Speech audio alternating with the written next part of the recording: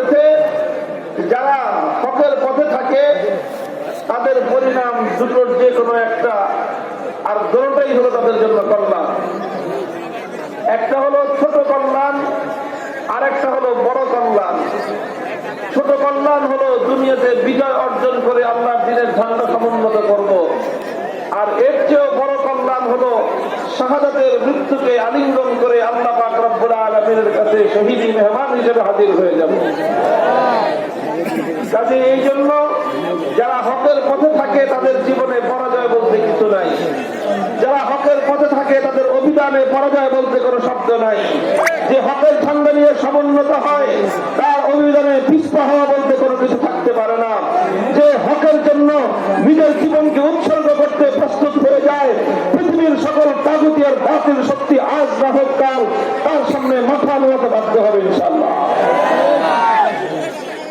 আলহামদুলিল্লাহ, বলতেছিলাম যে এখানে কালিয়াকৈর ওলামা পরিষদের নেতৃবৃন্দের উপর যেই খরচ নেমে এসেছে, জেল জুলুম তাদের জীবনে এসেছে, তাদের উপরে নির্যাতন চালানো হয়েছে। ব্যক্তি আমি কোনো উদ্দেশ্য ছিলাম না, এখানে আমাদের সকলের একটাই উদ্দেশ্য ছিল, আমাদের সকলের একটাই কথা ছিল। সে কথা হলো আমরা মরতে মরতে হকের কথা বলে যাব। যতদিন এ দেহে প্রাণ আছে, আমাদের কণ্ঠে আওয়াজ আছে, ততদিন পর্যন্ত কণ্ঠে আল্লাহর ভক্তের কথা উচ্চারিত হবে।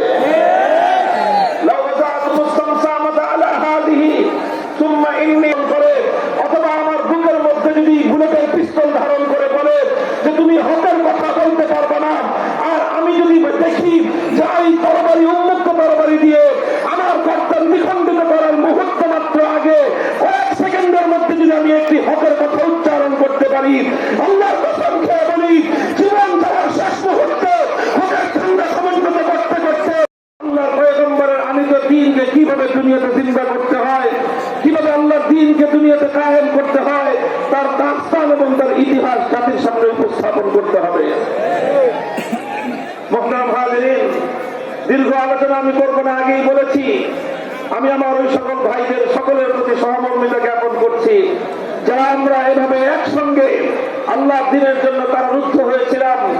আলহামদুলিল্লাহ, কারাগারে আমাদের অনেকের কষ্ট হয়েছে, কারাগারে আমাদের জীবনের কিছু সময় ব্যয়িত হয়েছে, কারাগারে আমাদের উপর দিয়ে কিছু কষ্ট, আমাদের শারীরিকভাবে মানসিকভাবে আমাদের উপর দিয়ে কিছু কষ্ট অতিক্রান্ত হয়েছে। তবে আল্লাহর কসম খেয়ে বলি, যারা আল্লাহর দ্বীনের জন্য কারাবরণ করেছে তাদের এই সময় বৃথা যায় নাই।